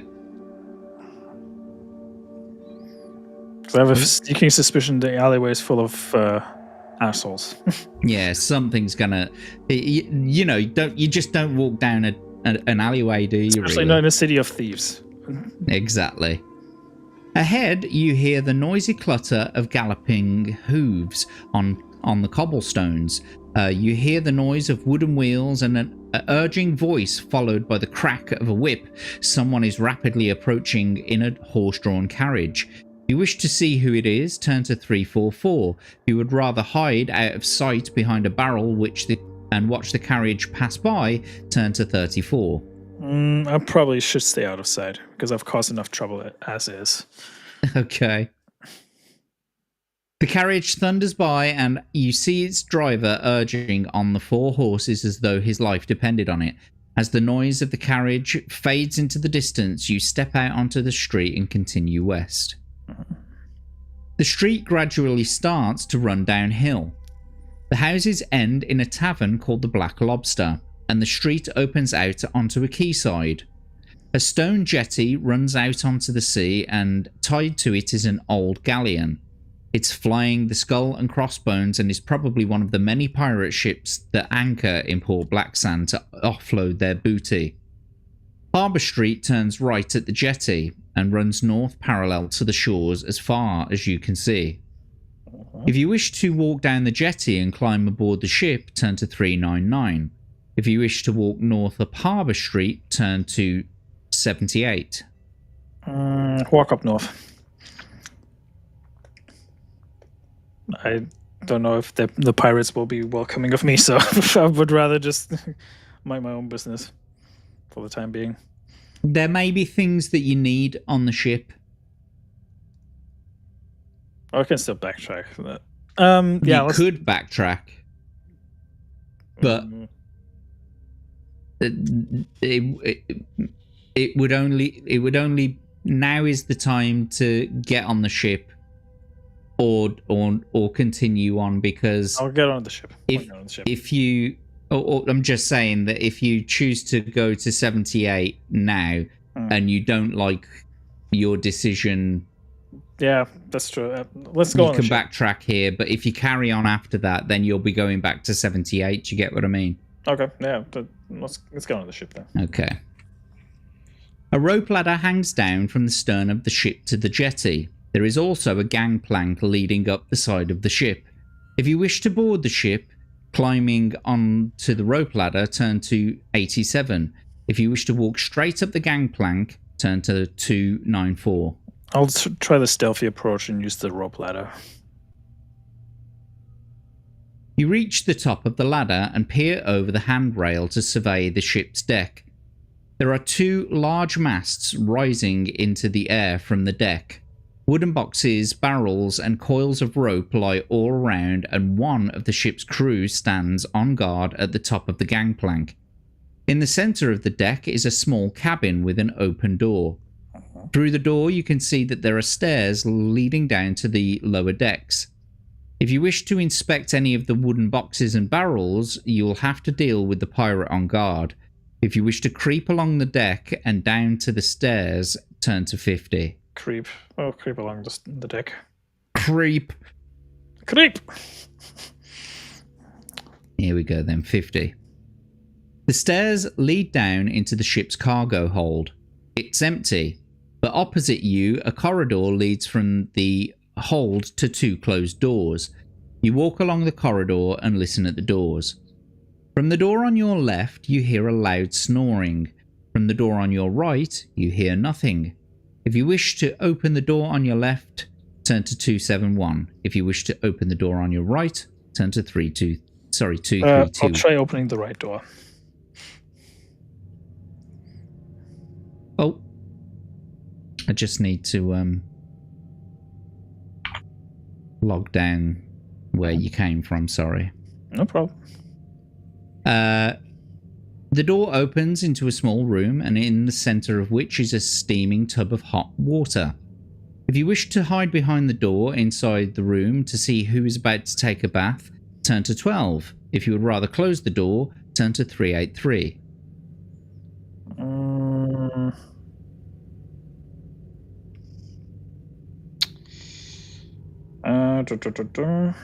I'll hide behind the door.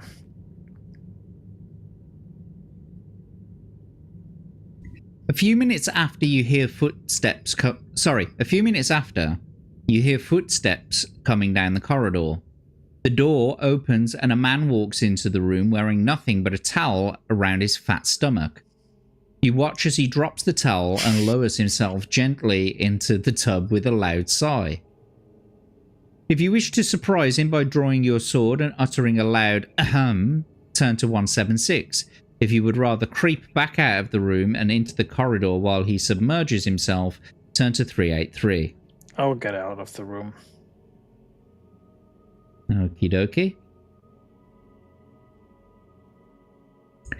If you've not already done so, you can either open the other door or you can leave the ship. I'll open the other door.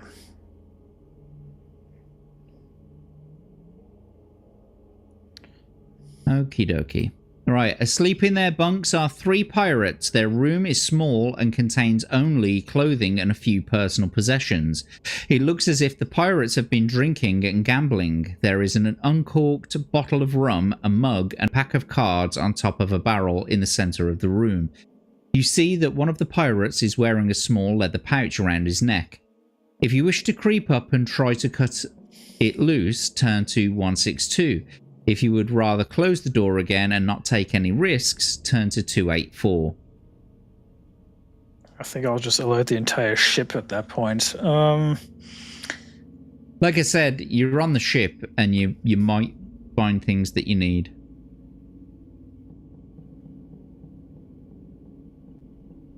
I'll try creep up. I'll try. JB's asking, is there no option to take a bath? Nope. No. This isn't The Witcher. No, this is definitely not The Witcher. And Rick Cleary is saying, spoiler alert, it's Tomby coming in for a bath. Shocker.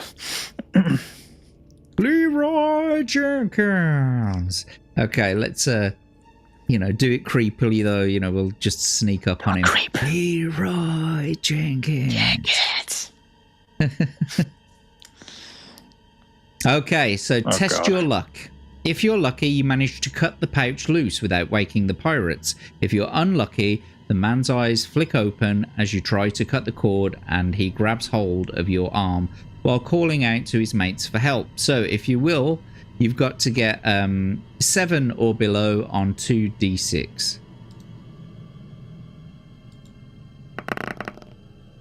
You did it again, mate. Hell. So I'll lower your current luck to 6, and we can say that you were lucky. Well done. You tiptoe quietly out of the room and close the door. In the corridor, you open the pouch and find 6 black pearls. Excellent. That's just what you need. Add 2 luck points also. So I'll add that luck point back, because you can't go any higher than 7. You got 2, but I'm only giving you 1.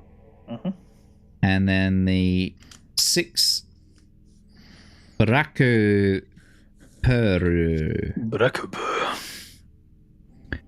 There we are. I've added those to your adventure sheet. We can leave the ship now because we have the naked man in the other room. So Yeah. I'd rather not gaze at a naked man.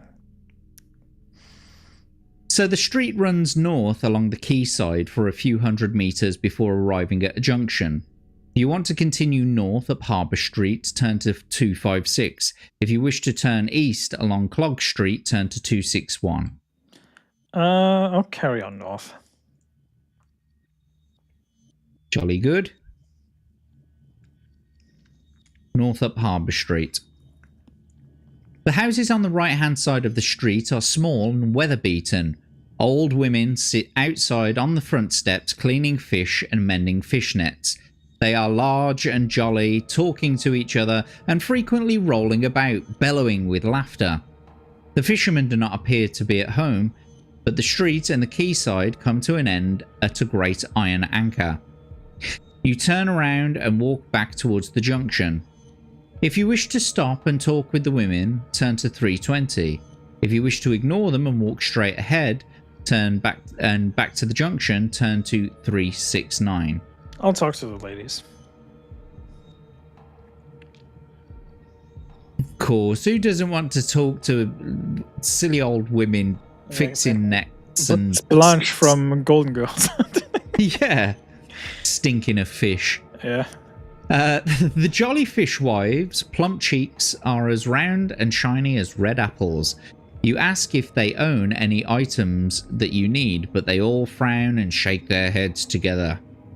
Then one tells you that there is a tale that hags have been seen disappearing down sewers to catch rats for their stew pots.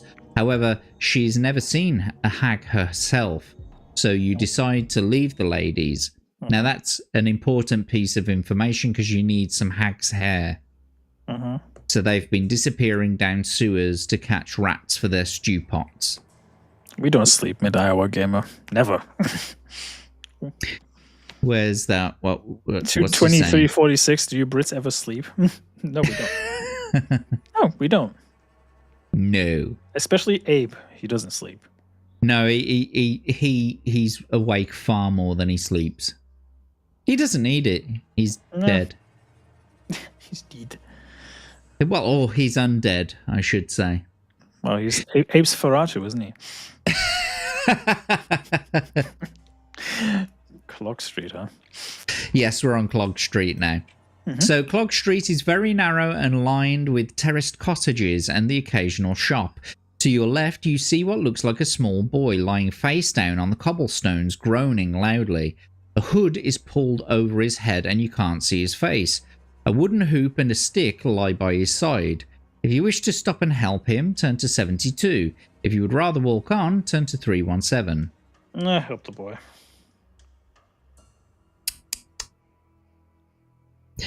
As you bend there's a down to fucking help goblin. the injured boy, he suddenly rolls over and you see the flashing blade of a surprise, motherfucker, of a dagger before your eyes. The boy is in fact a goblin thief and you must fight him for your life. Now, I'll give you the opportunity to use your backtrack if you want to. Nah, fuck him. I'll kill him. Yeah, let's do this then. Right then, okay, so he has a skill of 5 and a stamina of 4. That'll be a quick one. It should be fairly easy. And so, let's let battle commence. Bring up your adventure sheet. Let's do it then. Alright. Okay, 2d6 for the enemy. How do I subtract? Fuck. Me too. clear that. Oh, there you go. Okay. A 3 and a 2 gives them 10. And a 6 and a 1 give you 19, which means you win the attack round, and we'll bring their stamina down to 2. There we go. Test your luck or carry on? Carry on. Okay, 2d6. Goblin these nuts. Goblin these nuts. Got him. That's 13 for them, and 2d6 for yourself. A 1 and a 3 gives you 16, which means you win the attack round. You did it. See, hey. Relatively short. Not a problem at all. Yeah. Barely an inconvenience. I wager a guess that he was injured previously because he wouldn't be lying on the floor otherwise. The goblin's pockets contain 2 gold pieces, a clove of garlic, and some old knuckle bones. I'll take all of it. Okay. So that's 2 gold. So you've now got 14 gold. There are the knuckle bones, the knuckaroo bones, and garlic, is it? Yep. There we are then. I've added those to your adventure sheet. I can use those knuckle bones to grind something if I need to. I'm not entirely sure what they're used for. I think they're used as a mortar to grind stuff. Otherwise, why would you use them? You know. Well, I meant within this adventure. I have no idea, mate. To fist someone, I don't know. Give him a knuckle sandwich, I don't know. One of the shops to your left is a candle maker's. There are many different coloured candles burning brightly in the window with a salt lamp. It's Greg. It's Greg. If you wish to enter the shop, turn to 241. If you wish to continue east, turn to 280. Well, and enter the shop. Why not? All right then. Inside the shop, you see a tall, thin man with pointed ears and fair hair pouring hot wax from an iron pan into a mould. The candle maker is an elf. Of course he is. Of course. Greg the elf. As he turns to you to speak, you notice his slanted... He's Asian. I didn't realise Greg was Asian. His slanted eyes, which are ice blue. For some reason, they appear to be very cold to you. He tells you that all his coloured candles cost 1 gold piece each. You may buy as many as you wish. He then asks you if you would like to see one of his magic candles in the back room. If you wish to see one, turn to 63. But if you would rather leave the shop, turn to 280. Come on, let's check them out. Might as well. Oh dear. Free. Oh no, 63, mate. I pressed the wrong one, didn't I? Yep. And I've given you a sneak peek of what's next now. I'm not looking. Of course you are. 63, yeah. There we go. The elf leads you into a room lit by purple candles, which give a strange glow. You stand and stare blankly at the candles and drift off into a world of vivid dreams. While you are in this trance, the elf takes 2 items and 5 gold pieces from your backpack, if you have them. When you awake, you want to use the backtrack, yeah? Fuck that. Not that he steals like 2 useful items from me. I would rather not.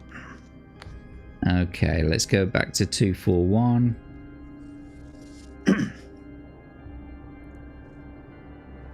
Not that he steals a vital thing from me. That would be shit. That would be cack. So we're back at 241. I'm going to mark off your backtrack. Yeah. Let me get the fuck out of the shop because I don't trust that slanty bastard. That slanty-eyed bastard. Slanty-eyed bastard. Further along the street is on the left is another shop. Oh. A sign outside reads Ben Borryman, silversmith. I'm Barry Scott. Try new kitchen gun. I'll enter the shop because I remember that Nicodemus said I need silver. So you do need something silver. Okay, so you want to enter the shop, yes. yeah? Yes. A man wearing a white apron sitting at a bench busily polishing a silver goblet. There are several silver objects in a glass cupboard secured by an iron grill at the back of the shop. You may talk to the silversmith, attack him with your sword, or leave the shop and continue east. I'll talk to him. Of course. You ask Ben Borryman if he has any of the arrows for sale. He replies that he does not, but he'll make one for the cost of 10 gold pieces or 2 magic items. If you can afford his asking price, turn to 85. Do you want to buy one? How much gold do I have? You have 14 gold. Yeah, I'll buy one, yeah. Okie dokie, I'm just going to make the necessary deduction. After putting my teeth back in. You now have 4 gold. And we'll turn to 85. You pay the silversmith and wait patiently whilst he makes a silver arrow for you. Finally, he presents you with it and assures you that it will be completely accurate in flight. You thank him for his troubles and leave his shop. Outside, you set off once again by turning to 100. But I think it's the timer, right? That's the timer, I'm afraid. Oh my God. That was a quick 2 hours. It certainly does go quick, doesn't it? Yep. But we are on 85, page 85. Let's give the people a sneak peek what we're going to do. Okie dokie. Outside, you set off once again, turn to 100. Soon you arrive at a junction, so you've got the choice of turning north onto Tower Street or east onto Stable Street.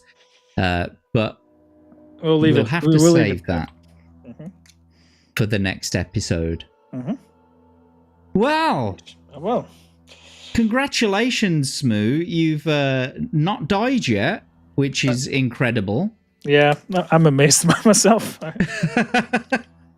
I actually, no word of a lie, I thought I would bite the dust at least 3 times. What, like you did last time? Yeah. I was like, my luck's going to continue on like it usually did. This is what I currently have. Wow, that's impressive so far. Would you be able... Huh? Sorry, go on. I'm just keeping track of what I did, so that's just... just keeping track of where I'm going, you know. Well, would you be able to take a photograph or a photocopy or something? Sure. A photocopy, listen to me like it's the fucking 90s. If you could fax that to me. Yes, I'll fax it to you. I'll gladly fax it to you. What's Saturn saying? I tried the Nicodemus patch, but it didn't help. No, you see, the trick is you stick one over each eye and then you can't find your cigarettes. Sounds about right, yeah. Yeah, rock lobster. Lobster.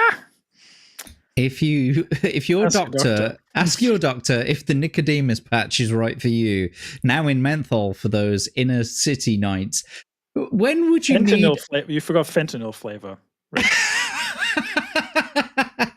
And we've now got the sleepy patch for the kids if you're in school. Dopey patch. No offense, Rick, but I mean, like, you're not supposed to smoke them. Why would you need a menthol patch? just smell good while you're out in public? I don't know. Yeah, it's like I tried the Nicodemus patches, but I can't get them to light. Nicodemus, please. Nicodemus, please. Yes. Yeah. But what was subtle? What was it? You saying I should go on a ship? I should go on a ship. As subtle as a brick. Yep. He was very subtle about it. No Leroy Jenkins option, obviously. We should confront the twat in the bath. Yeah, maybe you should have, because he does. Well, actually, you found your way there anyway, because he gives you a piece of advice saying go to Ben Borryman, the silversmith. Well, I went there anyway, so you went there anyway. Yeah. Yeah, apparently, I've heard, JB, that some people actually talk to women on purpose. They walk up to them and they just fucking start conversations. Mad, right? couldn't be me. Couldn't be me. Help them, Smu. Well, that help almost got me killed, but thankfully the goblin was already pretty weak, so... The slant-eyed slope. There was no slope in that candle shop, was there? No. No. Not that I know of, at least. No. I don't think that's what he's talking about. Mm-hmm. I know what he's yes, of referring to. course. You lost two items, 5 gold, and you got a sore bum for the pleasure of it. Lose all stamina points for sure. You have a well, sore bum for sure. You're getting congratulations from Crimson, of course, and Charlene here. Yeah. Well, it's a good start, though. I'm definitely curious how it's going to continue and whether or not I will make it to the end. Well, we can't wait to have you back on, mate. Unfortunately for you, for now, your adventure is halted. The time has frozen, and we shall have to bring you back on for the remainder of the adventure. Yeah. However, we're going to kick you in the back shortly to say goodbye to the chat and all that kind of stuff. But before we do, I would like it if you would please shill your wares. Well, you can find me on YouTube, Kick, and Rumble. Rumble is Gaming with Smu. Kick is Smu the DJ, same as the YouTube channel. Let me find my link tree. Maybe that will be easier because I've got. It's everything. actually in the description below. Okay. Yeah, I put all of your links. Everything's in the description down below. Tomorrow I'll be playing a little bit of Halo Master Chief Collection, and yeah, next week I'll be on Daramo's channel. I think it was the October 2nd. I think it was. I have to double check on that one, but I think it was October 2nd. Yeah, and yeah. Yeah, I'll definitely come back for this and hopefully not fall to my demise again like I did last time. You're doing pretty well. You've got great stats in the sense. I'm doing shockingly well. Apart from your luck. Yeah. Right. Well, that's actually my real life thing, you know, because I'm not really lucky in real life. I'm pretty good with everything else, but my luck is like, oh, fuck me. Why is this happening? But what was I going to say? Yeah, apart from your luck, I mean, you could use the potion. It'll give you 1 extra luck, 1 extra initial luck. So you could use that at some point, giving you 8, and then you could buy a luck if next time someone generously donates, as Crimson Shadow did earlier. So yeah. Well, that was fun. There we go. I'm glad you've enjoyed yourself again, and you were much more lucky this time. The dice were most definitely in your favor. It was all of those well wishes in the chat. Honestly, I'm kind of shocked how many times I had like similar rolls after another. I was like, but Abe will say it's rigged. Yeah. In fact, he did say it was rigged. You did say that, yeah.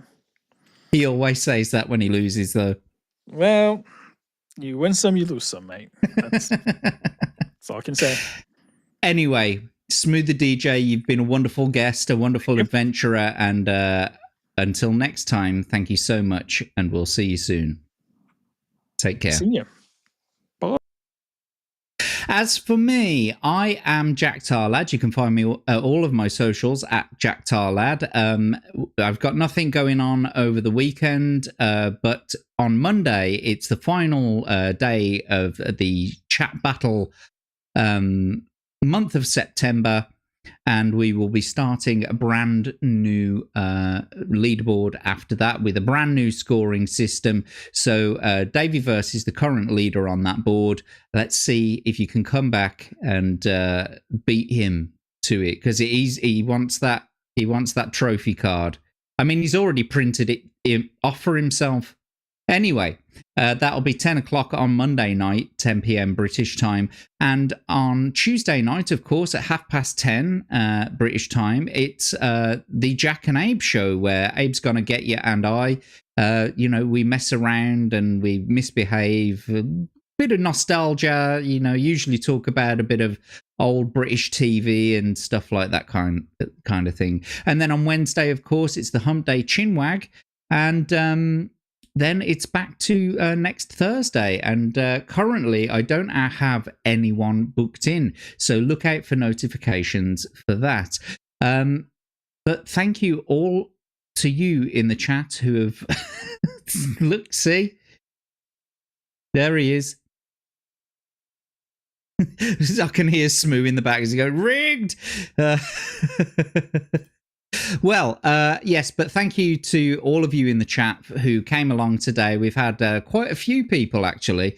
I can see you all up there at the top of the EV Mux monitor. Thank you for joining us, and especially to our donators. But until next time, boys and girls, thank you very much. Take care of yourselves, and we'll see you soon. Good night.